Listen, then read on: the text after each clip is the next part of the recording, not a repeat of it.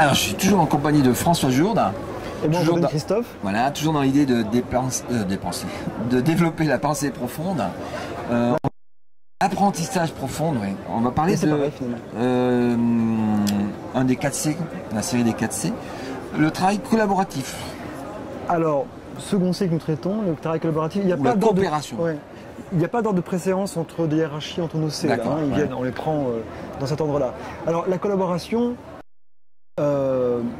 moi j'ai été assez intéressé par le rapport que M. Tadei nous a rendu il y a quelque temps. Et lui, comme d'autres, nous rappelle que les étudiants, nos élèves, sont souvent formés sur un modèle assez compétitif, transmissif, compétitif, industriel, disent d'autres. Il faut être le premier de la classe, il y a un classement à la fin de l'année. Et donc on divise l'acquisition des savoirs en disciplines séparées, alors qu'ils devraient travailler dans la vraie vie. C'est un peu le modèle de la... À l'école, les pots de peinture sont bien rangés, alors dans la vraie vie, il faut faire des tableaux et peut-être couleurs qui sont éparpillés. Puis il n'y a pas seulement ça, enfin disons, donc la collaboration est une compétence sociale, professionnelle et de pensée, on ne pense jamais seul, qui est aujourd'hui hyper importante, mais qui a toujours été importante. De toute façon, on ne pense jamais toujours été seul. importante, mais aujourd'hui, voilà, avec les nouveaux moyens de communication, les réseaux sociaux, l'intelligence collective, etc., c'est quelque chose c'est une notion supplémentaire. La complexité des tâches à accomplir, etc. Mais il faut tenir les deux bouts de la chaîne ensemble. C'est que d'un côté, nous avons la collaboration. Même si je sors du cadre, c'est la collaboration.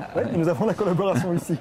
Et alors de l'autre bout de cette petite chaîne, nous avons aussi la pensée individuelle, je veux dire la compréhension individuelle. Je veux dire que je rentre pas dans un moule, je suis un individu, mais ce que je veux dire aussi, c'est que la compréhension est quelque chose qui n'est pas délégable. Le groupe ne peut pas comprendre à ta place. Je ne peux pas comprendre à ta place. Nous naissons seuls. Nous vivons seuls et nous mourrons seuls. Donc la vie n'est pas des chemins un peu plombés. C'est bien pour parler de coopération, d'accord. La vie n'est pas délégable et l'acte de compréhension est quelque chose qui n'est pas délégable. Donc il y a quand même quelque chose qui se fait essentiellement individuellement. Mais cette compréhension, évidemment, va émerger dans des interactions. Et il faut vraiment contrer ça. Alors c'est vrai qu'on a les dispositifs institutionnels dans lesquels nous sommes placés ne s'y prêtent pas toujours. Il faut travailler à différents titres d'ailleurs. Par exemple, je prends toujours l'exemple dans la classe, vous êtes dans un espace contraint physique, déjà, avec des tables plus ou moins alignées, etc. Travail collaboratif, coopératif en classe. Les étudiants ont besoin de discuter entre eux, ont besoin d'échanger, etc., etc. Et donc, quand on est plusieurs groupes comme ça fait un brouhaha et on a l'impression que ça passe en bazar.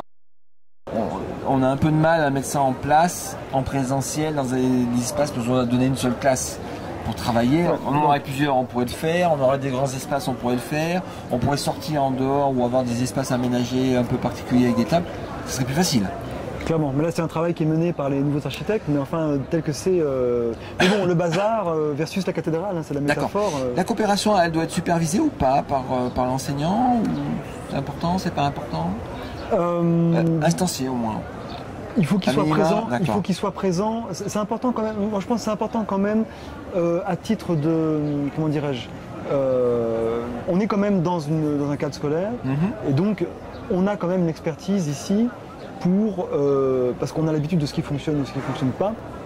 Donc on peut anticiper finement de façon pas trop directive, et puis on sait quand même valider. Les élèves sont de moments de certification de ce qui se passe, quoi. Attends, j'avais une idée, je l'ai perdue, mais c'est pas grave, on la mettra en bonus sur cette histoire de collaboration. Donc la entre les étudiants développe leur compréhension. Les 4 facteurs super importants. Mais c'est vrai il faut réinventer. Écoute, typique, ça c'est anecdotique, mais c'est très symptomatique. L'excellent Ghislain Dominé, qui est de collège d'histoire-géographie, m'avait dit combien il avait eu de mal en collège à trouver dans les catalogues de matériel scolaire des tables rondes. Oui. Et ça fait partie de la culture. Voilà. Qui sont vendus communément pour le primaire. Je pense qu'on a beaucoup de choses à apprendre des configurations de cours en primaire, d'apprentissage en primaire. D'accord. La coopération, un des 4C important. Oui. Merci François. Merci Christophe.